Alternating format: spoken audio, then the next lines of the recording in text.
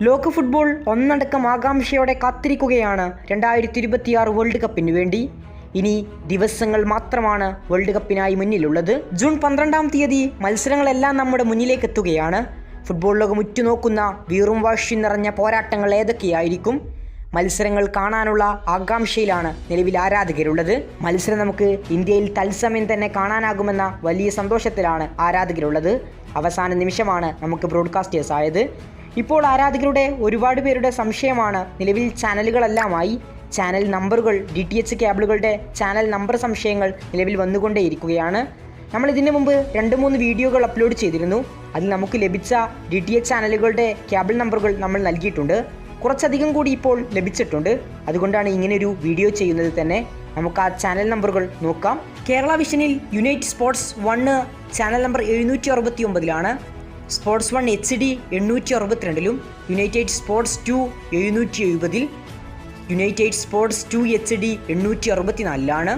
ഇനി Airtel digital TVയിൽ channel number united sports 256-ലാണ്. യുണൈറ്റഡ് സ്പോർട്സിൻ്റെ മറ്റൊരു ചാനൽ 169-ലും. ഇനി മറ്റൊരു കേബിളായ സൺ ഡയറക്റ്റിൻ്റേത് യുണൈറ്റഡ് സ്പോർട്സ് ചാനൽ നമ്പർ 506, 509 ചാനലുകളിലാണ് നമുക്ക് മത്സരങ്ങൾ കാണാനാവുക. ഇനി മറ്റൊരു DTH കേബിളായ ഏഷ്യാനെറ്റ് ഡിജിറ്റൽ TVയിൽ യുണൈറ്റഡ് സ്പോർട്സ് 1 ഉള്ളത് ചാനൽ നമ്പർ 306-ലാണ്.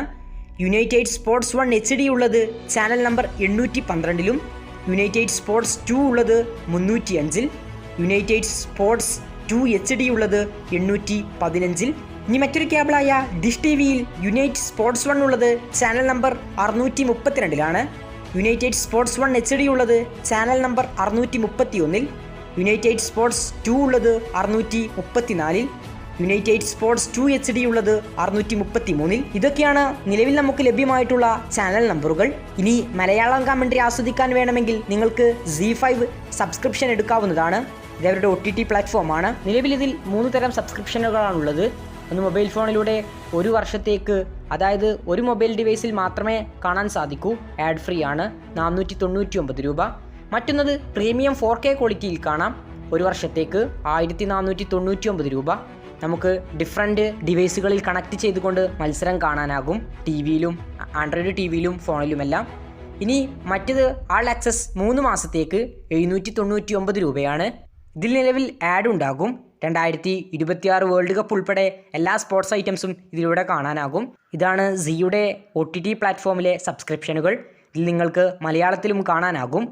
കൂടുതൽ ഫുട്ബോൾ വാർത്തകൾക്കും വിശേഷങ്ങൾക്കും വേണ്ടി ഇപ്പോൾ തന്നെ നമ്മുടെ ചാനൽ മറക്കാതെ സബ്സ്ക്രൈബ് ചെയ്യുക. കൂടുതൽ ഫുട്ബോൾ വാർത്തകളുമായി നമുക്കിനിയും കാണാം.